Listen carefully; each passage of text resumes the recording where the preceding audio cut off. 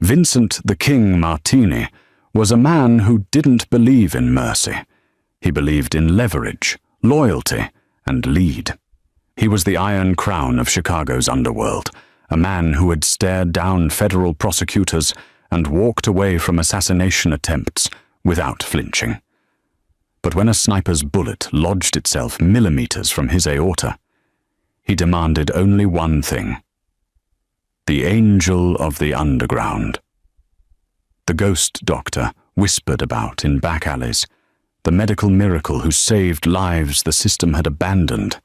He expected some grizzled old surgeon slumming it for penance. He expected someone hardened by the streets. But when the VIP suite doors swung open, the Don's breath caught in his throat. It wasn't just the dirt smudging her cheeks or the oversized scrubs hanging off her small frame. It wasn't even the way the entire room fell silent as she walked in, soot-stained and unflinching. It was her eyes, those same dark eyes that had looked up at him through the smoke of a burning warehouse on 5th Street. Eyes he'd seen every night in his nightmares for 10 years. Eyes that belonged to a ghost, to the girl he'd accidentally condemned to the flames during a turf war gone wrong. Mary Andrews, alive, holding a scalpel. And for the first time in his ruthless life, Vincent the King Martini, the man who had never shown weakness, never surrendered, never broke, collapsed unconscious to the hospital floor. The Iron Don had finally met the one enemy he couldn't face, his own guilt, walking back from the dead. If you love stories like this, hit that subscribe button and comment where you are watching from. The page came through just as Mary was suturing the 3rd-degree burns on old Miguel's forearms. Her hands didn't shake. They never did. But her jaw tightened when she saw the extension number flash across the ancient pager clipped to her scrubs. VIP wing, 4th floor. Dr. Andrews, you're needed upstairs. Emergency. They said. The young resident who'd burst into the boiler room clinic stopped mid-sentence, taking in the scene. The makeshift operating table fashioned from maintenance carts, the flickering fluorescent lights, the smell of antiseptic mixed with steam and rust. They said to come immediately. Mary didn't look up from her work. Tell them I'm with a patient. They said it's critical, and... The resident swallowed hard. They said you're the only one he'll see. Her fingers paused for just a fraction of a second. In the underground clinic, that word, he, spoken with that particular tremor of fear, meant only one kind of patient. The kind who came with bodyguards and secrets, the kind the administration wanted, handled quietly, efficiently, and far away from the press. Finish this, she said to one of the volunteer nurses, a former addict she'd saved from an overdose 2 years ago. Standard burn protocol. He knows the drill. Miguel grabbed her wrist with his good hand, his weathered face creased with concern.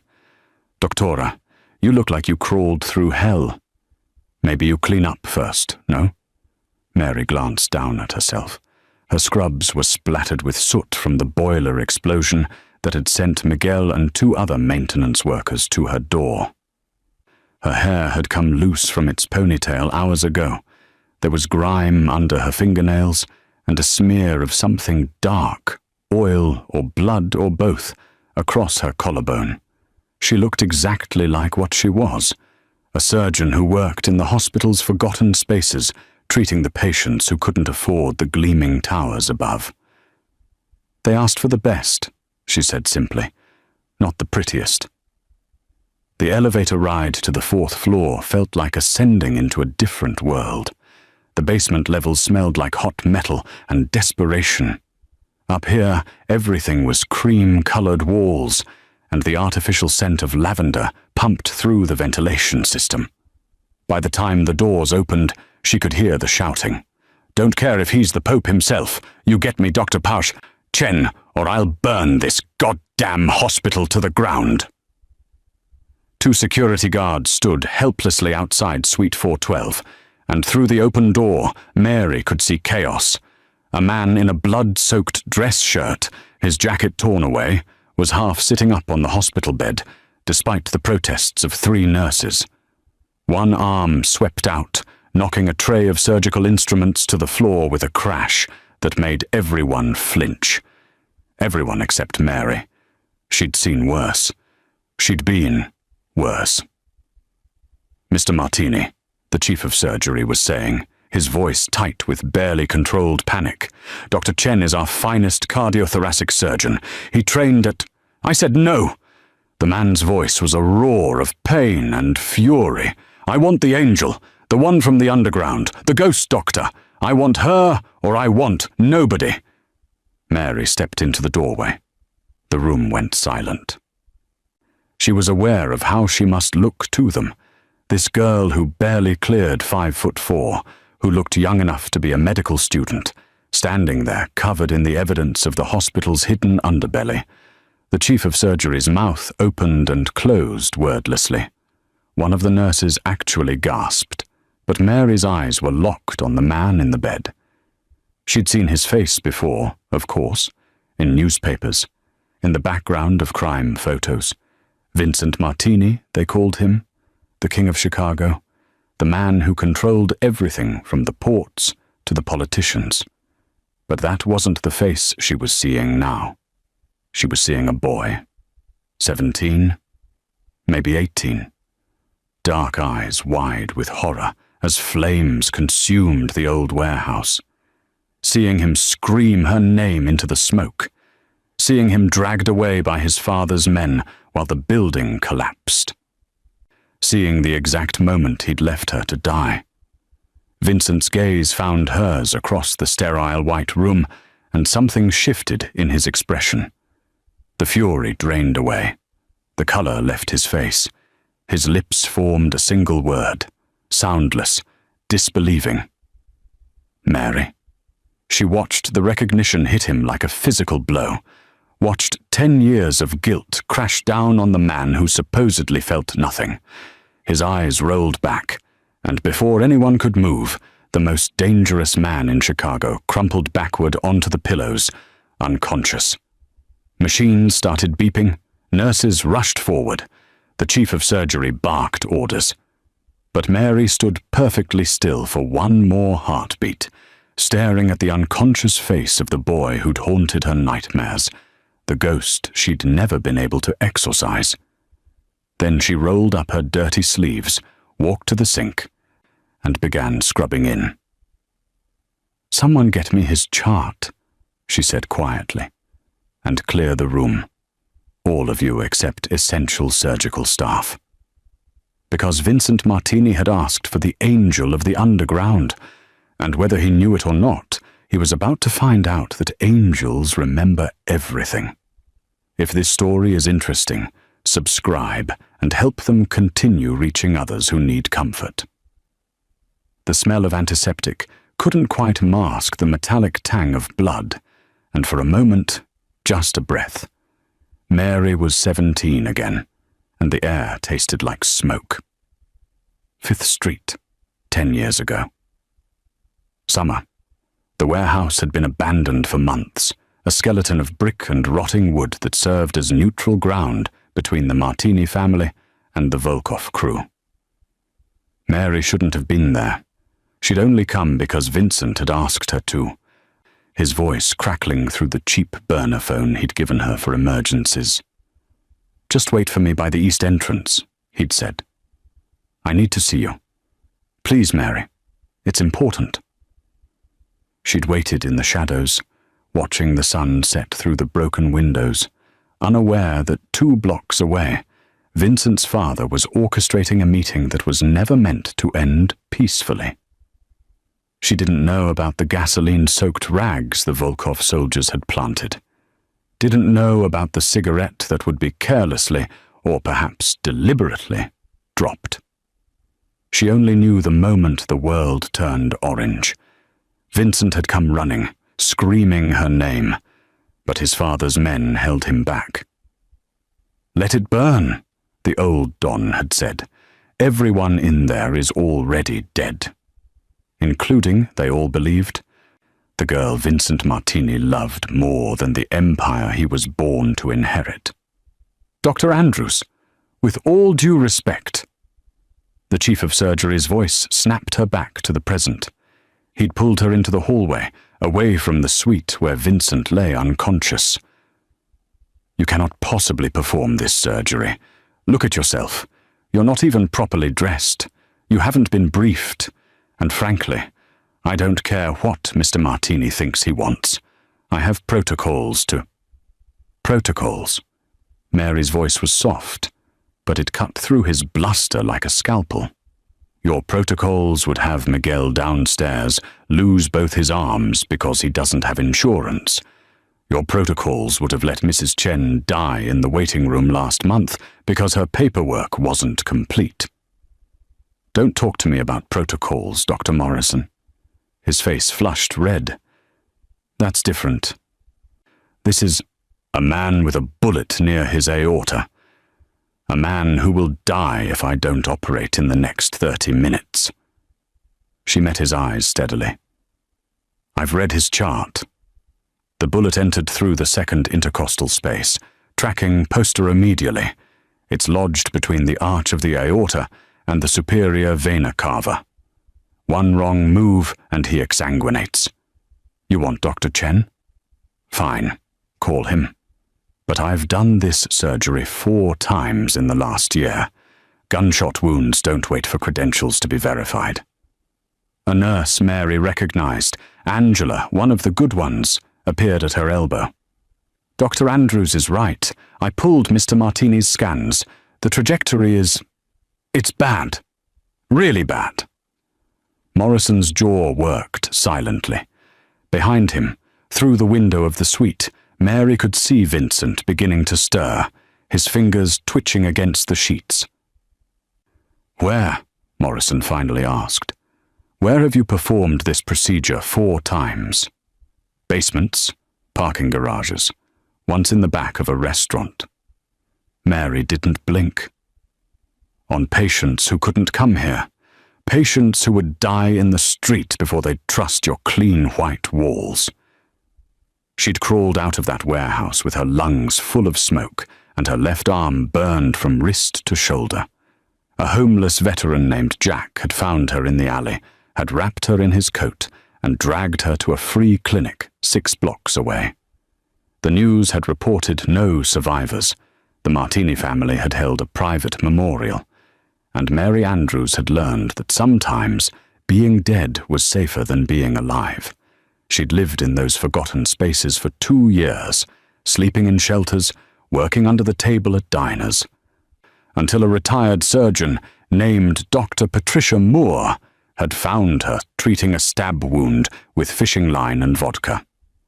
Patricia had seen something in the fierce, damaged girl, had trained her, mentored her, pushed her through medical school on scholarships and sheer stubborn will. You're going to save lives, Patricia had told her, the lives that everyone else gives up on. And Mary had. In the places where the system failed, she'd become legend, the angel of the underground. Morrison looked at her, really looked, and Mary wondered what he saw. The dirt, certainly, the exhaustion. But maybe finally, he also saw the steady hands, the unflinching gaze, the absolute certainty of someone who'd already died once and had nothing left to fear. Or 3, he said finally. 20 minutes. But I'm observing. No.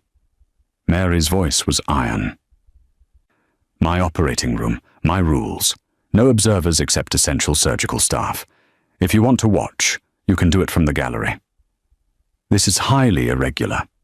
So is a Mafia boss in your VIP suite.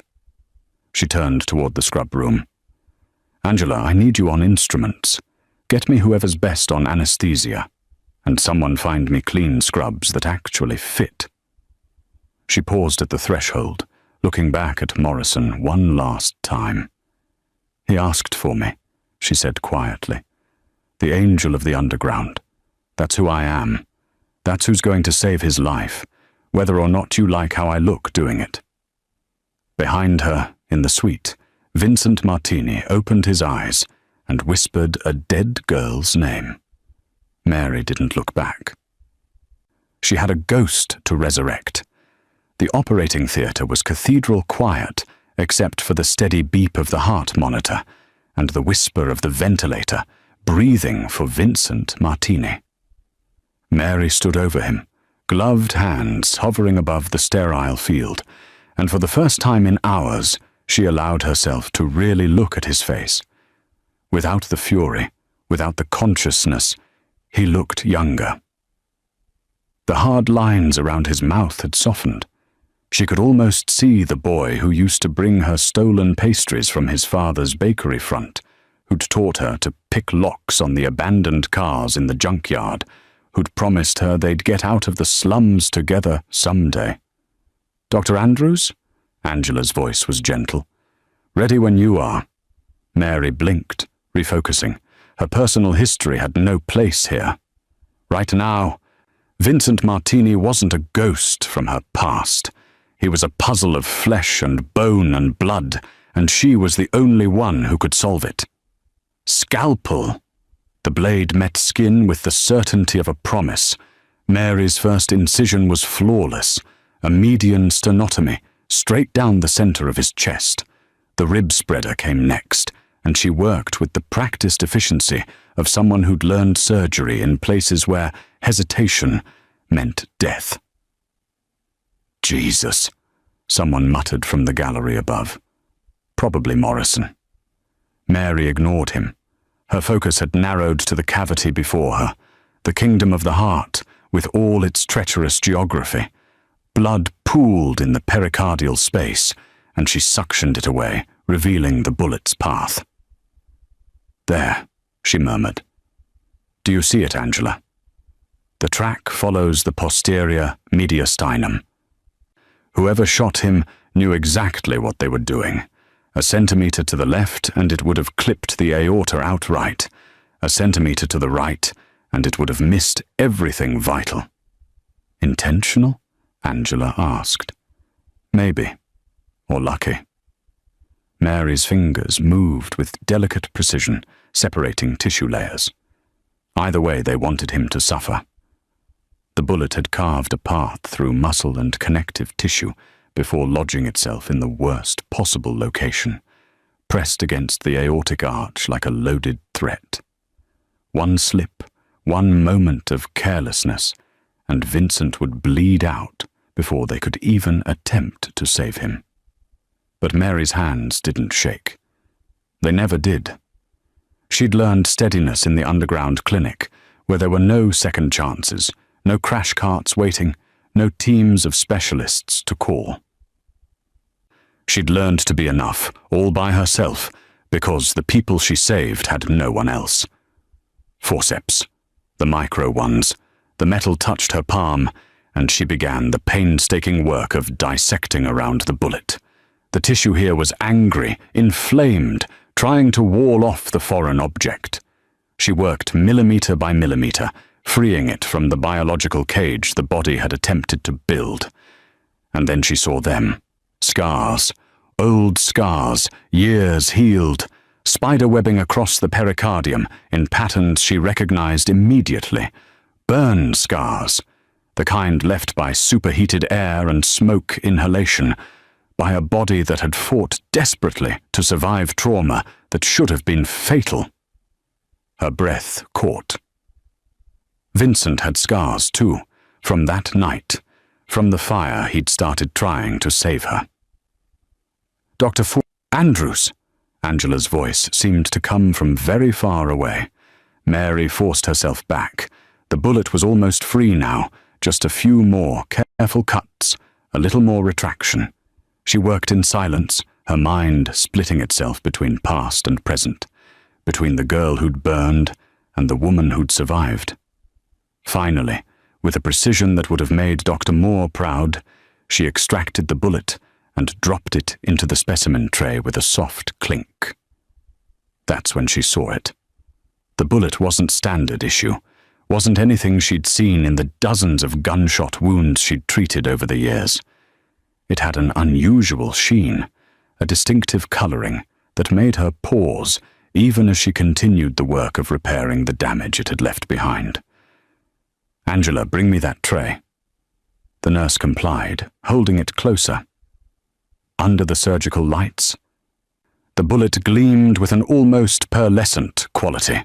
Silver mixed with lead, swirled together in a pattern that was as distinctive as a signature. "Do you recognize this?" Mary asked, not looking up from her suturing. Angela leaned closer. I'm not sure. Is it custom?" "Very custom." Mary's voice was tight. She'd seen bullets like this exactly once before, during a late-night emergency 3 years ago. A Martini enforcer, gut shot in a territory dispute, had been brought to her underground clinic by his panicked girlfriend. She'd saved his life, and in gratitude, he'd warned her about things she shouldn't know. Silver-lead composite rounds, specially made for the Martini family's inner circle.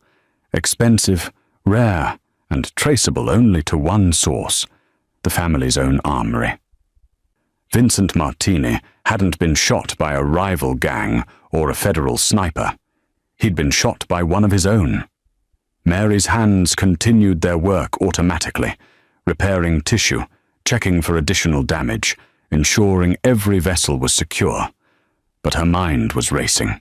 Whoever had tried to kill Vincent had access to the family's private ammunition stock, had knowledge of his schedule, his location, his vulnerabilities. The betrayal was intimate, personal.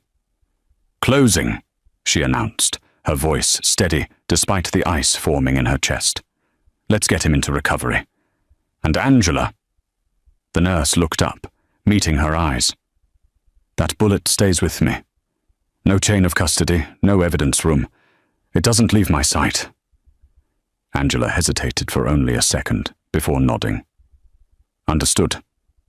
Mary placed the final suture, her fingers moving with mechanical precision. Above her, in the gallery, Morrison was probably already composing his report. Around her, the surgical team was breathing sighs of relief. But Mary felt no relief, because when Vincent Martini woke up, she was going to have to tell him the truth, that the real danger hadn't been the bullet in his chest. It was the person who'd put it there. Vincent surfaced from anesthesia like a drowning man breaching dark water, violently, desperately, with a gasp that made the monitors scream. His hand flew to his chest, finding bandages instead of the hole he expected, and for a moment he couldn't remember where he was or why everything hurt. Then he saw her.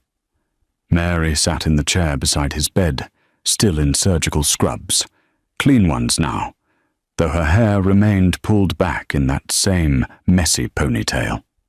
She wasn't looking at him. Her gaze was fixed on something in her palm, turning it over and over between her fingers with the focused intensity of someone trying to solve an impossible equation. "You're alive," he rasped, his voice like gravel. "So are you." She didn't look up. Against considerable odds. The recovery room was private, he noticed. No nurses hovering, no bodyguards at the door, just the two of them, and 10 years of silence stretching between them like a chasm. "Mary, He tried to sit up and immediately regretted it. Pain lanced through his chest, white-hot and absolute. "Don't." Her voice was sharp. "You have 53 sutures holding your sternum together. Move like that again, and you'll undo 4 hours of work." He settled back against the pillows, studying her face. She'd changed, and yet she hadn't. The softness was gone, burned away by whatever she'd endured after the fire. But the eyes were the same, those dark, unflinching eyes that had always seen through his lies. "I thought you were dead," he said quietly. "I saw the building collapse. They wouldn't let me go back. My father, I know what your father did. Now she looked at him, and the weight of her gaze was almost physical. I know what you all did. You left me there, Vincent. I tried, not hard enough. The words landed like a slap. Vincent closed his eyes, and there it was again, the nightmare that had haunted him for a decade. The flames, her name torn from his throat, his father's men dragging him away while he fought and screamed and broke. I looked for you, he said, for years. I sent people to every hospital, every morgue, I didn't want to be found.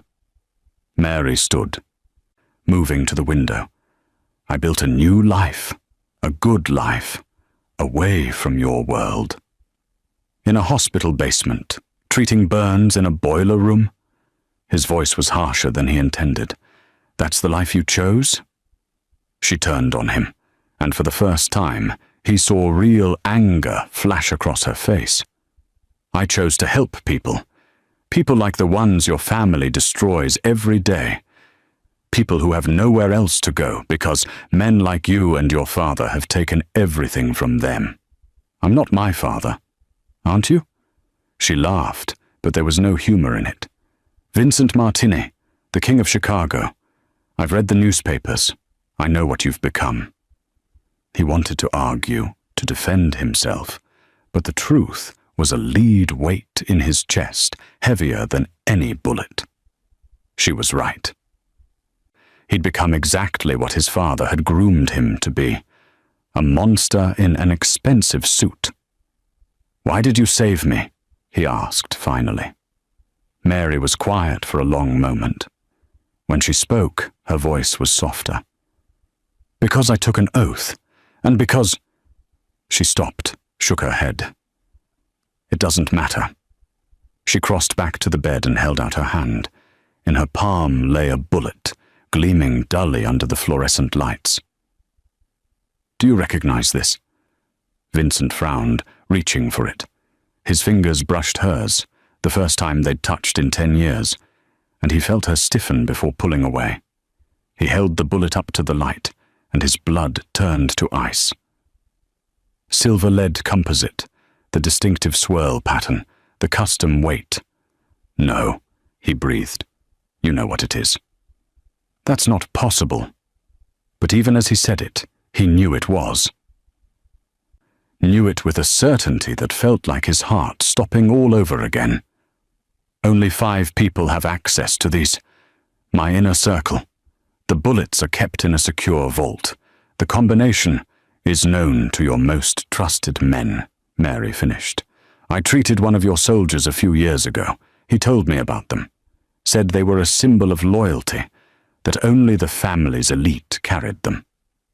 Vincent's mind raced through the possibilities, through the faces of the men he'd built his empire with.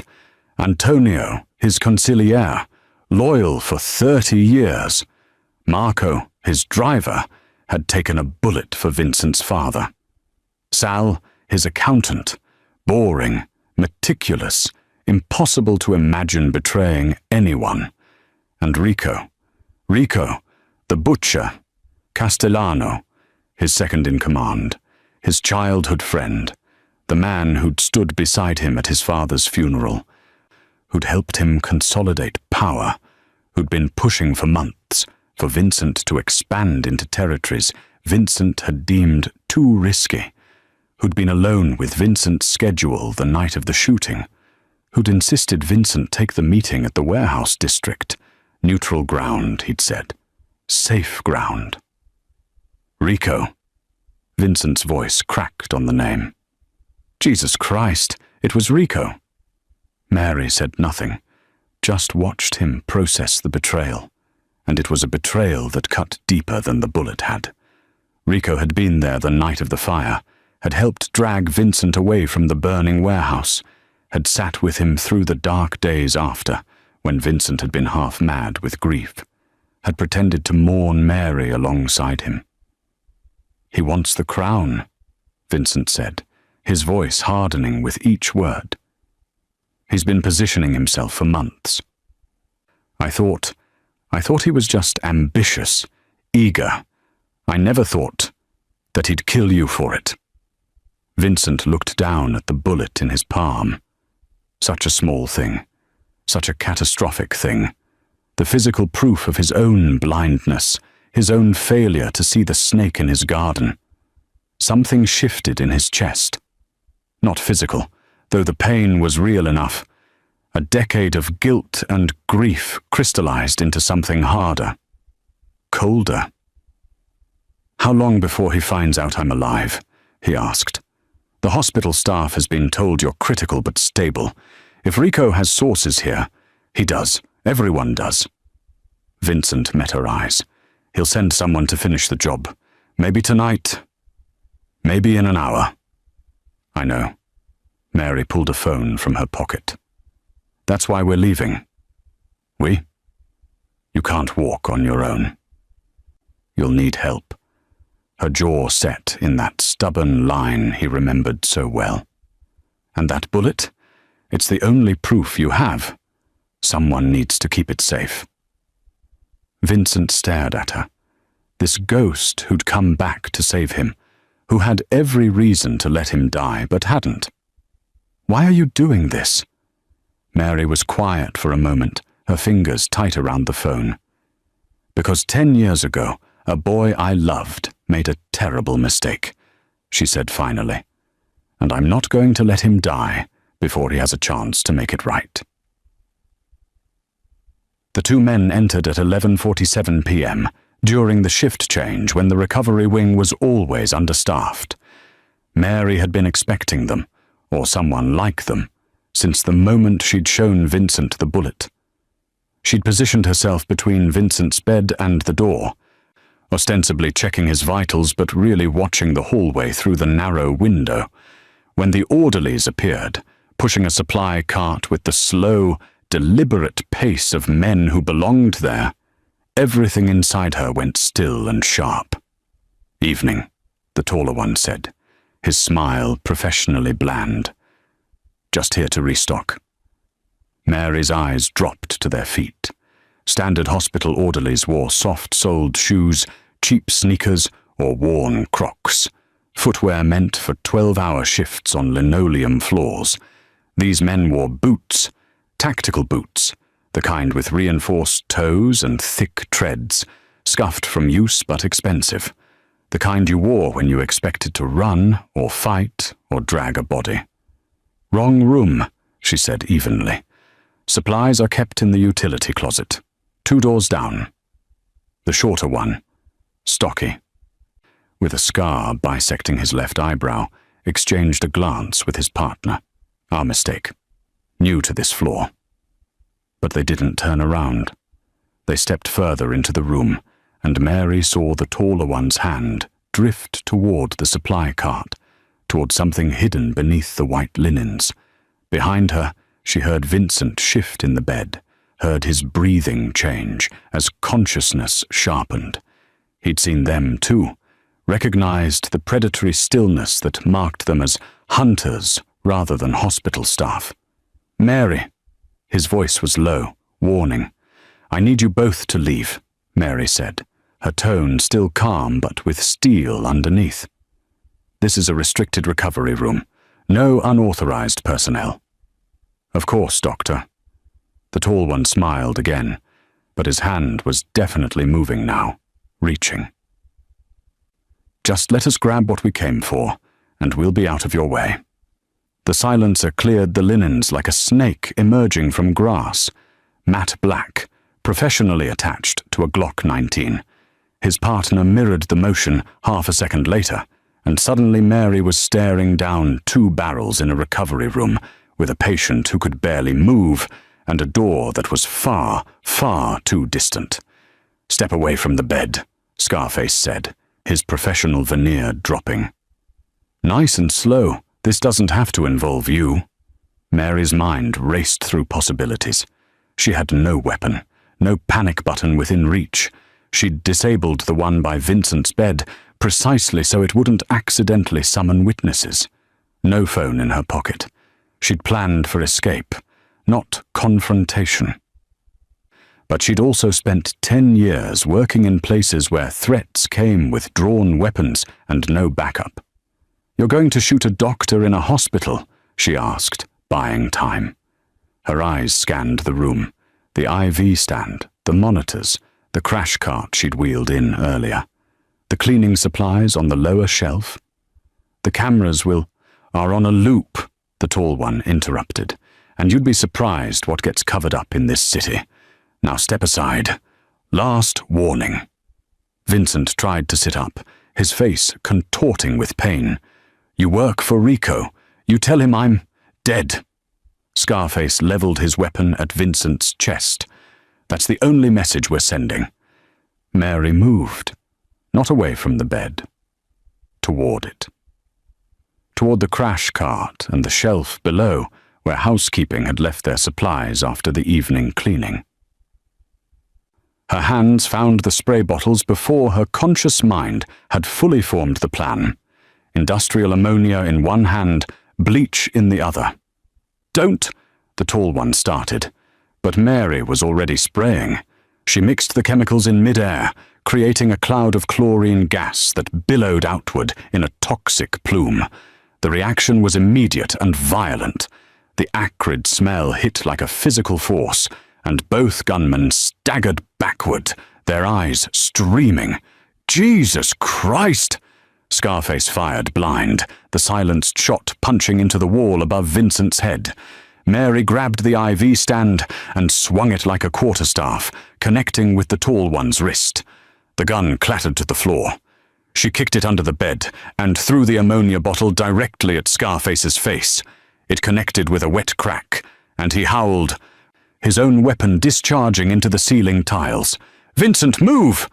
She was already at the bed, ripping out his IV line, hauling him up by his good arm. He was heavy, disoriented, and every movement pulled at his fresh sutures, but he pushed through the pain and got his feet under him. The room was filling with toxic gas now, the chlorine cloud spreading. Mary's own eyes were burning, her throat closing, but she'd held her breath the moment she'd sprayed. She'd learned that trick in medical school. During a hazmat training session, she'd taken far more seriously than most of her classmates. She dragged Vincent toward the door, supporting most of his weight. Behind them, the two hitmen were on their knees, coughing, blinded, their weapons forgotten in their scramble to breathe. They burst into the hallway just as Mary's lungs began to scream for air. She gasped, pulling Vincent with her, and he stumbled but stayed upright, one hand pressed against his bandaged chest. "The tunnels," she panted. "Can you make it to the service elevator?" He nodded, his face grey with pain, but his jaw set with that old martini determination. "Which way?" An alarm began shrieking, the chemical sensors in the recovery room finally registering the toxic cloud. In seconds, the floor would be flooded with staff, with security, with witnesses, and maybe with more of Rico's men. Mary pulled Vincent toward a door marked "Authorized Personnel Only," the same door she'd used countless times to move between her underground clinic and the hospital proper, the door that led to the forgotten places, the maintenance corridors, the spaces between spaces where people like her survived. "This way," she said. "And Vincent?" "Yeah. When this is over, you're funding a proper ventilation system for my clinic." Despite everything, the pain, the betrayal, the assassins behind them, Vincent laughed. It was short and sharp and cost him, but it was real. "Deal!" he gasped, and together a Mafia king and the ghost he'd left for dead disappeared into the hospital's hidden heart. The service elevator lurched downward with a grinding protest that suggested it hadn't been inspected in years. Vincent leaned heavily against the wall, one arm wrapped around his chest, his breathing shallow and labored. Blood had begun to seep through his bandages, small blooms of crimson spreading across the white gauze. "How far down?" he managed. "3 more floors. Below the morgue." Mary kept her hand on his shoulder, steadying him as the elevator shuddered. There's a network of tunnels that run under the whole hospital. Steam pipes, electrical conduits, old civil defense shelters from the Cold War. Most people don't even know they exist. The elevator groaned to a stop, and the doors opened onto a corridor that looked like it belonged to a different era. Exposed pipes ran along the ceiling, dripping condensation. The walls were painted institutional green, the paint peeling in long strips. A single flickering bulb provided the only light. Vincent stepped out and immediately understood why Mary always looked like she'd crawled out of the earth itself. This was her world. The hospital's underworld. Jesus, Mary, you've been working down here? He followed her down the corridor, each step pulling at his sutures, each breath a reminder of the hole in his chest. For how long? 3 years in these specific tunnels. Longer in places like them. She moved with the confidence of someone who knew every turn, every shadow. Her hand trailed along the wall, following some invisible map only she could read. After Dr. Moore died, the hospital tried to shut down the free clinic, said it was a liability. I just moved it underground, literally. They passed through a doorway into a wider space, a junction where 4 tunnels met. Steam hissed from a broken valve, filling the air with thick moisture. Mary grabbed a flashlight from a shelf that held an odd collection of supplies, blankets, bottled water, basic medical equipment. I treat people down here, she continued, leading him into the eastern tunnel. The ones who can't go upstairs, undocumented workers, addicts, people with warrants, your soldiers sometimes, when they can't risk a hospital record. Vincent was quiet, processing this. He'd built an empire in Chicago's shadows, but Mary had built something else, entirely. A parallel world beneath his world, saving the people who fell through the cracks his empire created.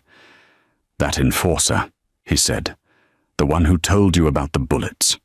You saved him down here? In a room that used to be a fallout shelter. He'd been gut shot in one of your territory disputes. His girlfriend begged me. Mary turned down a narrower passage, ducking under a low-hanging pipe. I had him on a folding table with a camping lantern for light. No anesthesia except vodka. No monitors. But he lived. Did he pay you? She laughed, sharp and bitter. With a warning. He told me to stay away from Vincent Martini. Said you were dangerous. Said everyone close to you ended up dead or destroyed. The words hung in the steam-thick air between them. Vincent wanted to argue, to defend himself. But how could he? The man had been right. Everyone close to Vincent did end up destroyed. His father, murdered in a power play. His mother, dead from grief 6 months later. His sister, married off to a rival family and forbidden from contact. And Mary, burned and left for dead in a warehouse fire caused by his family's endless war. They emerged into a larger space, the old fallout shelter Mary had mentioned. It had been repurposed into something between a clinic and a camp. Cots lined one wall. Plastic bins held medical supplies. A propane camping stove sat on a metal table. The walls were painted with murals, crude but colorful, depicting flowers and sunshine, probably painted by grateful patients. "This is it," Mary said. "My clinic. My real clinic." Vincent looked around, taking it in. The dirt-streaked walls, the makeshift equipment, the evidence of hundreds of lives saved in conditions that would make a battlefield medic weep. And he understood, finally, why she'd looked like she'd crawled out of hell when she'd walked into his hospital room. Because she had. Every single day. "Mary, He stopped, unsure what he was even trying to say. "Sorry? Thank you. How do you apologize for a decade of abandonment?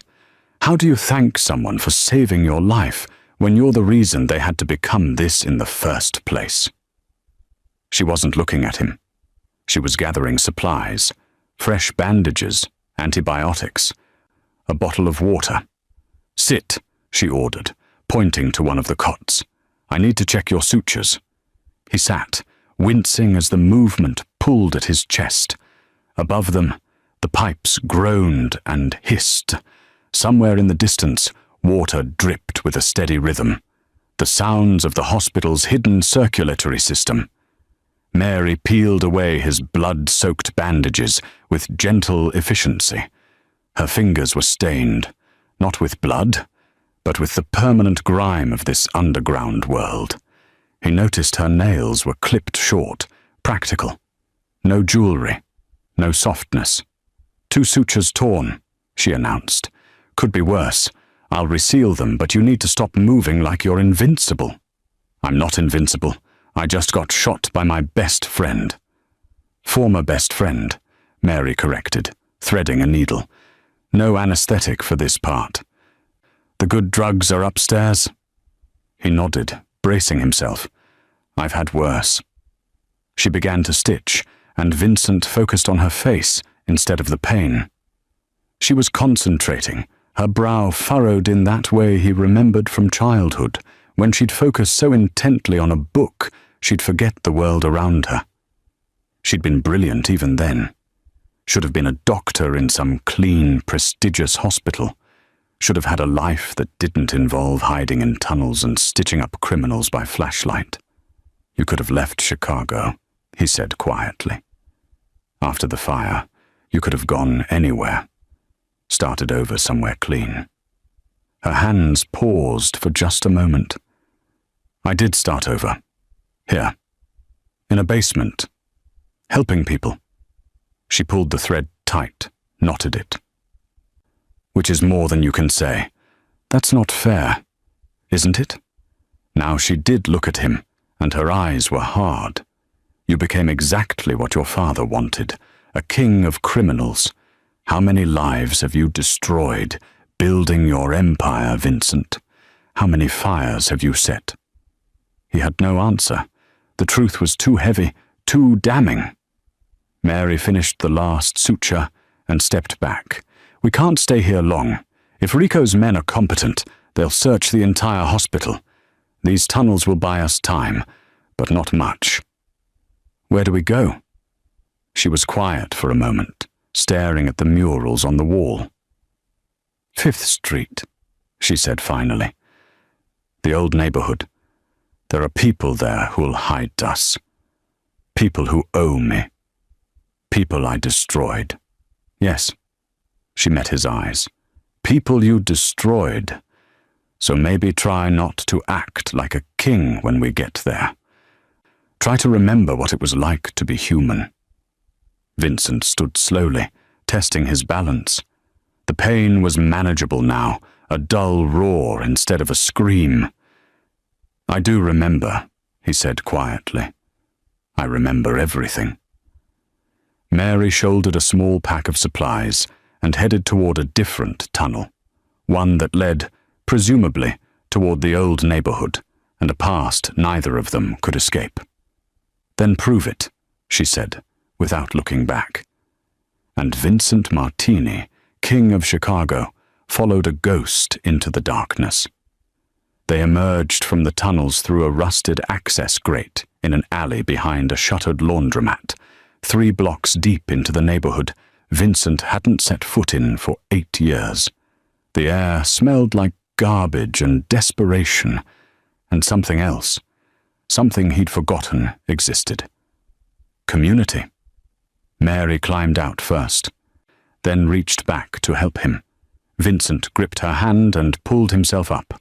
His dress shoes, ridiculously expensive, he realized now, splashing in a puddle of something he didn't want to identify. His tailored pants were ruined. His chest screamed with every movement. He looked, he knew, like exactly what he was. A wounded king in enemy territory. "Stay close," Mary murmured. and let me do the talking. They walked through streets Vincent had once known, as well as his own heartbeat. But everything had changed, or maybe he had. The buildings were more dilapidated now, windows boarded up or covered with sheets, graffiti-marked territory lines he didn't recognize. A group of young men on a corner went silent as they passed, eyes tracking Vincent with the wary assessment of people who knew trouble when they saw it. One of them stepped forward, blocking their path. "Dr. Mary." His voice was cautious but not hostile. "That you?" "It's me, Carlos." Mary's voice softened in a way Vincent had never heard. "I need a favor." Carlos was maybe 20, with a tattoo of a Virgin Mary on his neck and scars on his knuckles. His eyes slid to Vincent, and recognition flickered across his face. "Holy shit, is that—" "Someone who needs help," Mary cut in. "Can we trust you?" The young man looked between them, clearly trying to piece together why Dr. Mary, the angel who'd saved his sister from an overdose, was standing in an alley with Vincent Martini at 1 a.m. Finally he nodded. "Rosa's place. 2 blocks. I'll make the call." He pulled out a phone, and Mary touched his arm. "Carlos, no one can know. Not even your crew. I know how this works." "Doc." He was already dialing. "You saved Lucia. I owe you everything." 10 minutes later, they were climbing the stairs of a tenement building that should have been condemned years ago. Vincent's legs felt like lead, each step a monumental effort. Blood was seeping through his fresh sutures again, and dark spots danced at the edges of his vision. "Almost there," Mary said, supporting more of his weight now. The door on the 3rd floor opened before they reached it. An older woman stood there, maybe 60, with steel-grey hair and eyes that had seen too much. She looked at Vincent without surprise, without fear, just a kind of weary resignation. "Rosa," Mary said. "Thank you. Come in before someone sees you." Rosa stepped aside, revealing a tiny apartment that was spotlessly clean despite its obvious poverty. Religious candles flickered on a shelf. The smell of cooking beans lingered in the air. "The bedroom, quickly." They got Vincent onto the bed, a lumpy mattress that felt like heaven after the tunnel floors. Rosa disappeared and returned with towels, a basin of water, and a bottle of whiskey. "Your supplies are still here," she told Mary, gesturing to a closet. "I kept them like you asked." Vincent watched as Mary opened the closet to reveal a cache of medical equipment. A proper kit, better than what she'd had in the tunnels. Rosa had been storing it for her, planning for moments like this. "How many?" he asked, his voice rough. "How many people are hiding your supplies?" Mary didn't look at him as she prepped fresh bandages. 17 locations across the neighborhood, people I've treated. People who understand that sometimes we have to take care of our own because no one else will." Rosa brought him water, and he drank gratefully. She studied him with those ancient eyes, and he had the uncomfortable feeling of being judged and found wanting. "You don't remember me, do you?" she asked. Vincent frowned, trying to place her face. 10 years ago. You and your father's men came through here during the turf war with the Volkovs. Burned down 3 buildings to flush them out. My husband was inside one of them. He was a janitor. Just in the wrong place." The water turned to ash in Vincent's mouth. "I'm sorry," he managed. "Sorry doesn't bring him back." Rosa's voice was flat, factual. "But Dr. Mary saved my grandson last year. Pneumonia. He would have died waiting for an ambulance that never comes to this neighborhood. So I'm helping her, not you." She left the room, and Vincent was alone with Mary and the weight of his sins. "How many of them?" he asked quietly. "How many people here have I hurt?"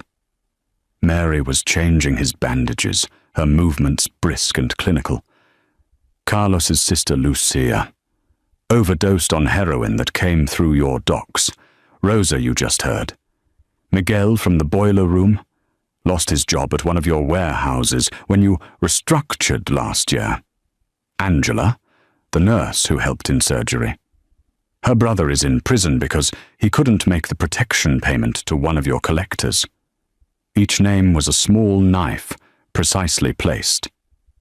And you've been saving them, Vincent said. All of them. Cleaning up my damage. Someone had to. Finally, she looked at him, and her eyes held something he couldn't quite read. Not hatred, but not forgiveness either. You wanted to know why I stayed in Chicago? This is why. Because every person your empire destroys, I try to put back together. It's not redemption. It's just necessary. A knock at the door made them both tense. Rosa's voice came through. Dr. Mary, Mrs. Chen is here, and old Jack. They heard you were back. Mary went to the door, and Vincent watched as people filed in. A parade of the forgotten and the forsaken. An elderly Chinese woman who bowed to Mary like she was a saint. A grizzled veteran in a wheelchair who gripped Mary's hand with tears in his eyes. A young mother with a baby who reached for Mary immediately. They'd come to see the angel, to make sure she was safe. And they looked at Vincent like he was exactly what he was, the devil in their midst. But they didn't throw him out. Didn't call the cops or Rico's men. They brought food, humble offerings of rice and beans and bread. They brought blankets. One old man even brought his own pain medication, pressing the pills into Mary's hand for Vincent's use. For the doc, he said gruffly. Not for him. But she needs him alive for some reason. So, Vincent sat on that borrowed bed, eating borrowed food, protected by borrowed grace, and understood for the first time in his adult life what he'd really built. Not an empire, a wasteland. And Mary had been walking through it for years, trying to plant flowers in the ruins. Thank you, he said to the room at large. His voice cracked. All of you. Thank you. No one responded. They simply nodded and filtered out, leaving Vincent and Mary alone again in the small, clean room that smelled like beans and candle wax and survival. Get some rest, Mary said, setting up a chair by the window where she could watch the street. We move again before dawn. Mary, rest, Vincent. You'll need your strength for what comes next. He wanted to say more, wanted to apologize, to promise to be better, to somehow make right a decade of wrongs. But the words felt too small, too inadequate. So instead, he closed his eyes and listened to the sounds of the neighborhood he'd abandoned. Car horns, distant sirens, voices in Spanish and English and Chinese, the symphony of survival. And for the first time in years, Vincent Martini felt truly awake. Vincent woke to find Mary gone and sunlight streaming through the thin curtains. His chest ached with every breath, but the pain was duller now, manageable. He sat up carefully, testing his range of motion, and found fresh clothes laid out on the chair. Cheap jeans, a plain black t-shirt, a worn jacket. Nothing like what he usually wore, but that was precisely the point. Rosa appeared in the doorway with coffee and a burner phone. The doctor said you'd need this. She went to check on her patients, said she'd be back in an hour. Vincent took both gratefully. The coffee was strong and bitter, exactly what he needed. The phone was a prepaid flip model, untraceable, the kind sold in corner stores for cash. He turned it over in his hands, thinking about the last time he'd used one of these. With Mary, a lifetime ago. Thank you, he said, for everything. I know you didn't do it for me. Rosa leaned against the door frame, arms crossed, My grandson is 6 years old. He laughs now, plays soccer in the street. Last year at this time, he was choking on fluid in his own lungs, and I was praying to a God I'd stopped believing in. Dr. Mary brought him back. She's remarkable. She's a saint. Rosa's voice was firm. And you're going to get her killed if you're not careful. Those men who came to the hospital, they'll find out she helped you. They'll come for her. I know. Vincent met her eyes. That's why I have to end this. Today. He waited until Rosa left before making the first call. Antonio picked up on the second ring. "It's me," Vincent said simply. Silence. Then, "Jesus Christ, Vincent? We heard you were dead. Rico said..." "Rico lied. Rico shot me and left me to die." Vincent kept his voice level, controlled.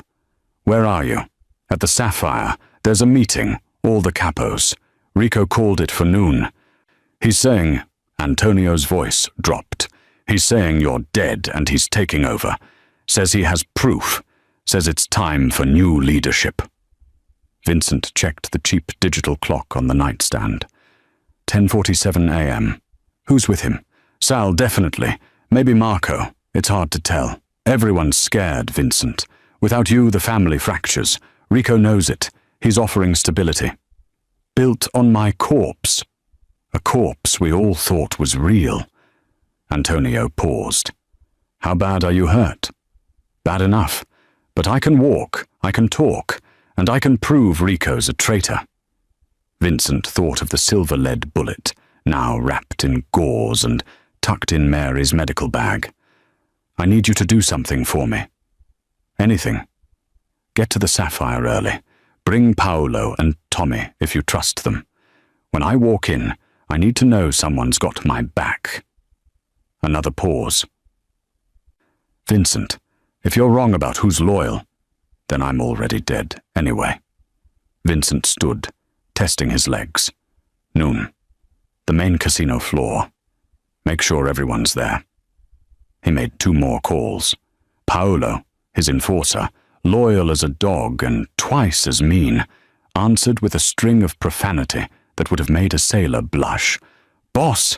Holy shit, boss! We thought... Where the hell are you? Alive? Can you get to the Sapphire?" "I can get anywhere. You need me to kill Rico. Say the word." "Not yet. Just be there. Be ready." Tommy was harder to reach, and when he finally picked up, his voice was wary. "Vincent? You sound surprised. Rico said you were dead.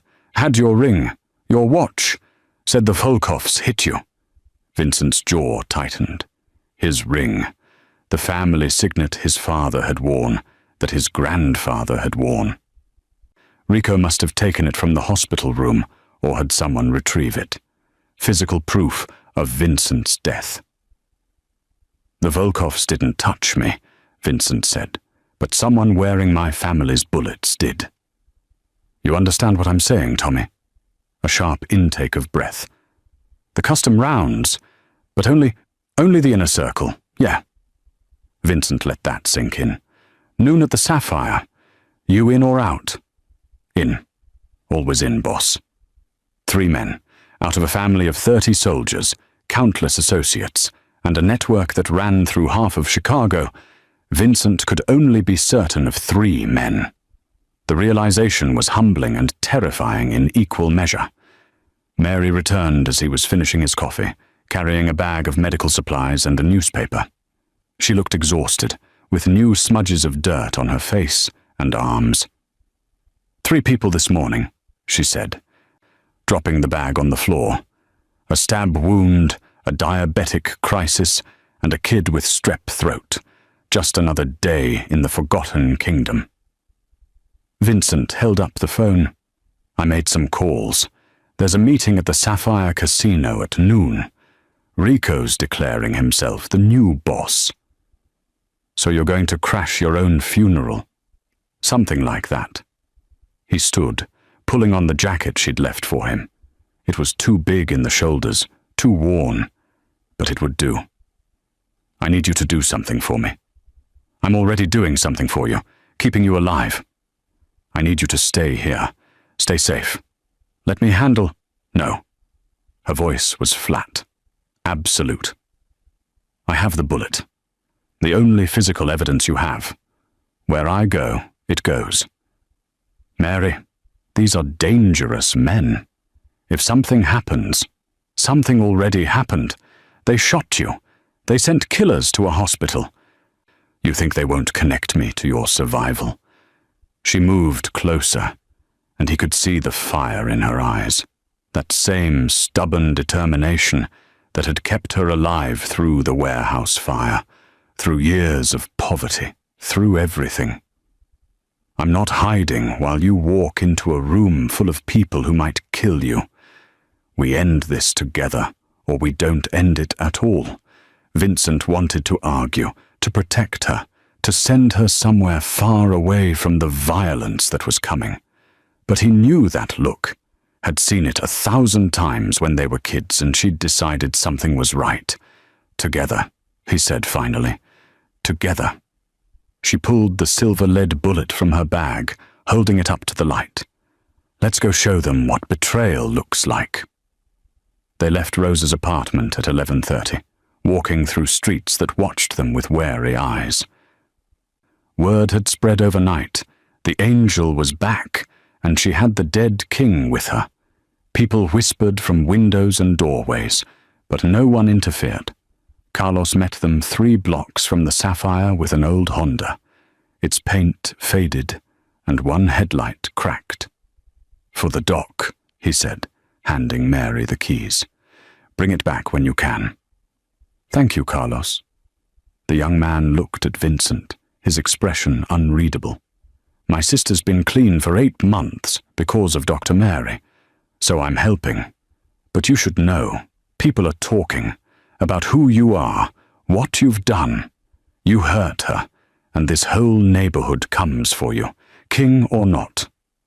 Vincent met his gaze steadily. "I know, and they should."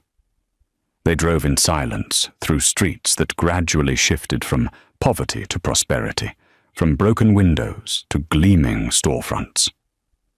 The Sapphire Casino rose ahead of them like a jewel, Vincent's jewel, built with blood money and backroom deals, the crown of his empire. Mary parked 2 blocks away. Last chance to reconsider. "No reconsidering, not anymore." Vincent touched his chest, feeling the fresh bandages beneath the cheap t-shirt. "I've spent 10 years being the king. Maybe it's time to remember how to be human." They walked toward the casino together, a wounded king and his ghost, ready to reclaim a throne or die trying.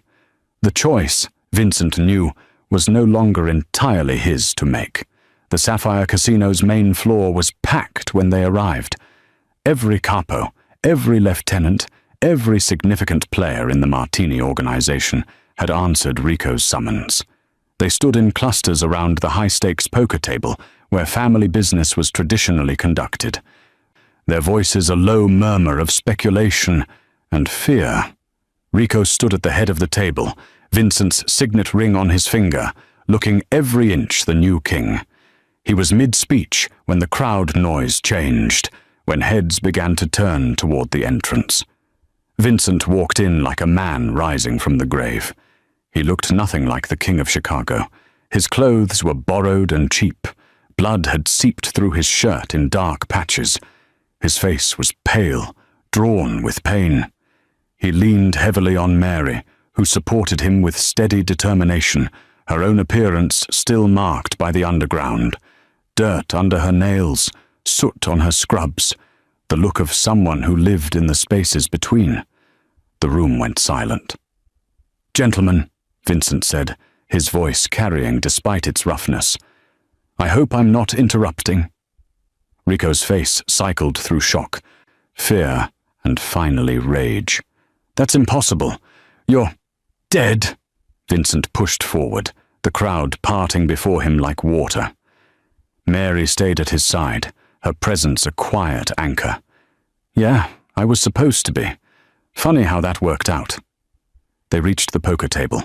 Vincent's loyal capos, Antonio, Paolo, Tommy, had positioned themselves strategically around the room. Their hands were near their weapons, their eyes locked on Rico and the men standing with him. Vincent, thank God. Rico's recovery was smooth, his voice filling with false relief. We heard you were attacked. The Volkovs, we thought... Cut the shit, Rico. Vincent's voice cracked like a whip. We both know who shot me. The room tensed. Hands moved toward guns. Mary felt it, the violence coiling like a spring about to release. She placed her hand on Vincent's arm, steadying him, reminding him silently that there was another way. Vincent took a breath and nodded. When he spoke again, his voice was calmer, but no less deadly. Someone put a bullet in my chest 3 nights ago, right here. He touched his bandaged chest. Millimeters from my aorta. A perfect shot. Not meant to kill immediately, but to make me suffer. To make me weak. The Volkovs, Rico tried again. Used custom ammunition. Vincent looked around the room, making eye contact with each man. Silver-lead composite rounds, the kind that only 5 people in this organization have access to. The kind kept in our family vault. He held out his hand to Mary. She reached into her bag and placed the bullet in his palm, still wrapped in gauze, still marked with his blood. Vincent unwrapped it slowly, deliberately, letting everyone see the distinctive swirl pattern, the custom weight. Then he threw it onto the poker table. It landed with a small clink that sounded like thunder in the silent room. That came out of my chest, Vincent said. Dr. Andrews here extracted it, saved my life while someone...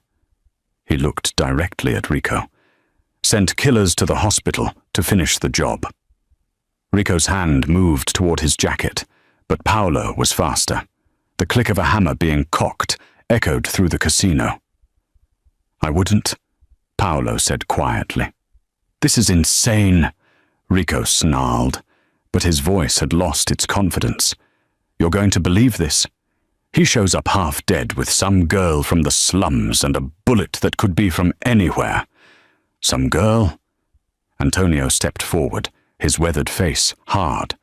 That's Dr. Mary Andrews. She runs the underground clinic on 5th Street. Saved my nephew last year. Saved half-hour soldiers at one time or another.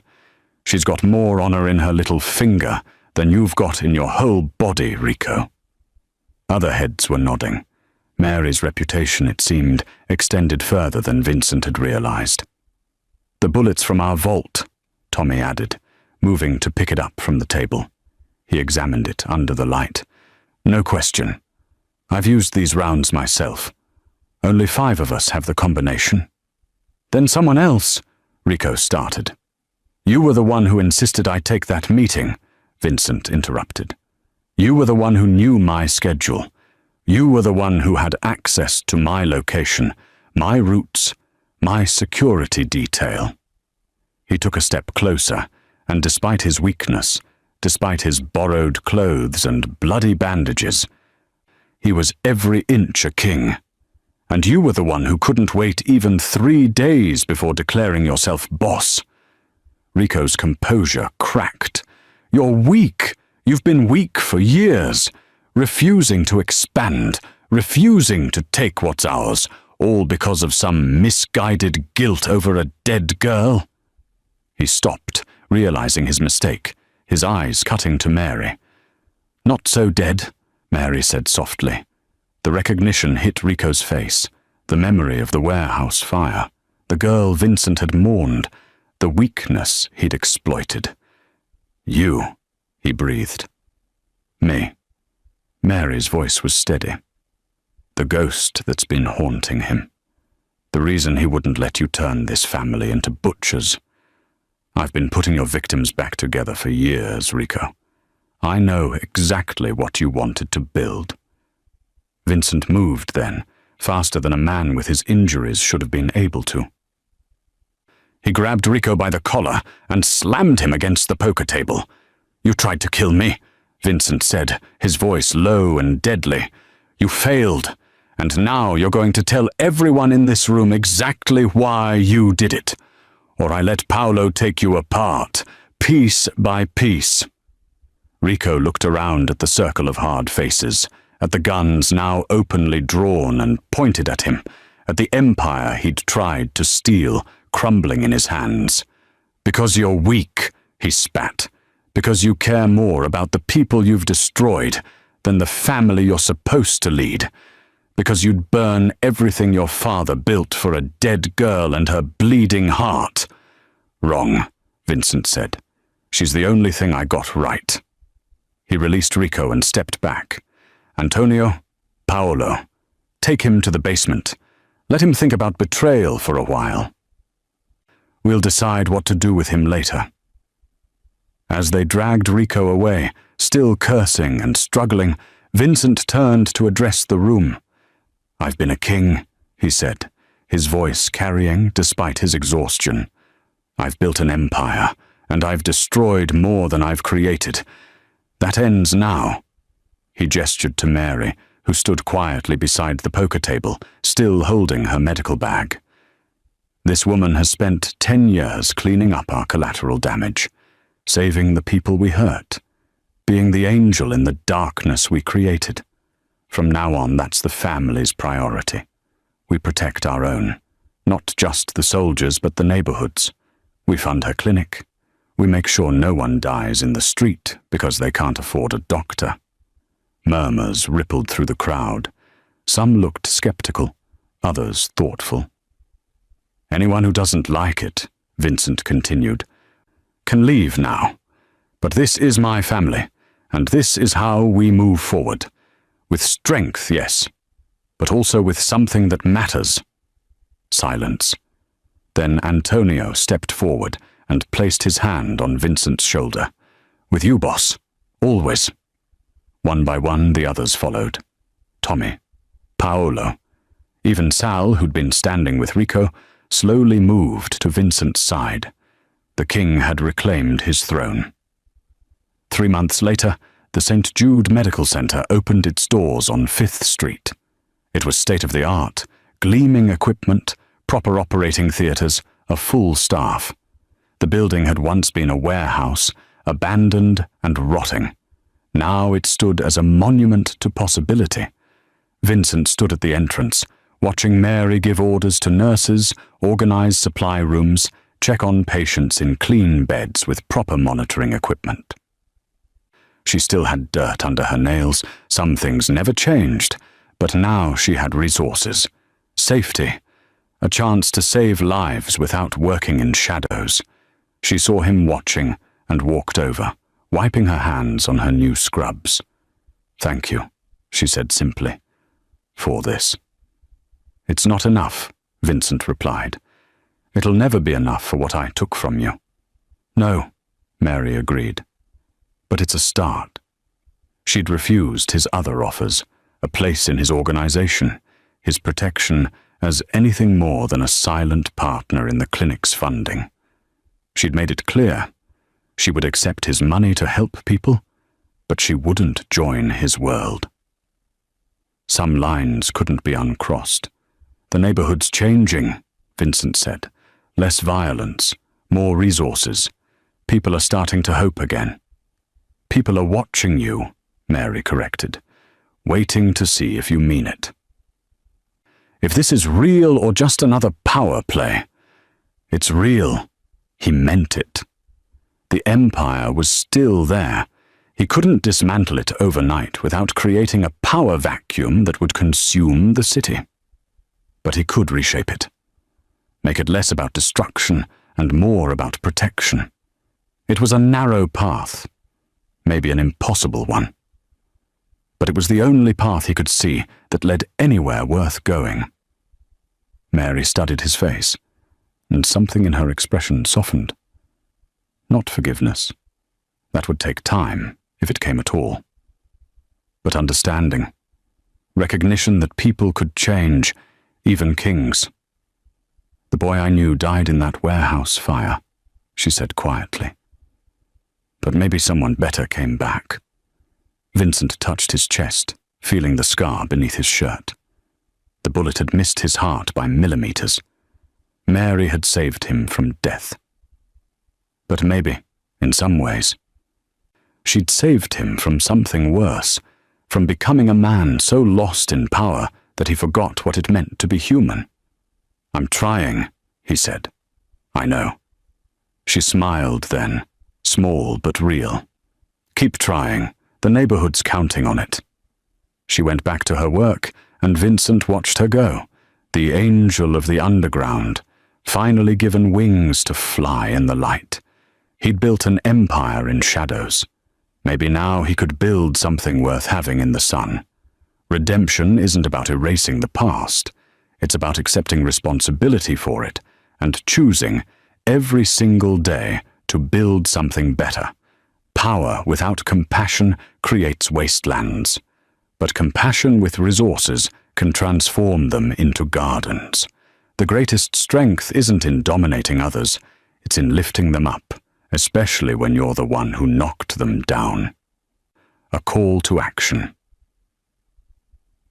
In your own community, there are people working in the shadows to help those the system has forgotten. They run food banks in church basements. They provide free medical care in community centers. They tutor kids who can't afford help. They're the real angels of the underground. Find them. Support them. Whether it's through donations, volunteering, or simply spreading the word, help them do their work. Because the measure of a society isn't in its towers and castles. It's in how it treats the people in the forgotten spaces, the ones working in the dirt to save lives no one else values. Be the change. Fund the clinic. Lift the angel. The world has enough kings. It needs more healers.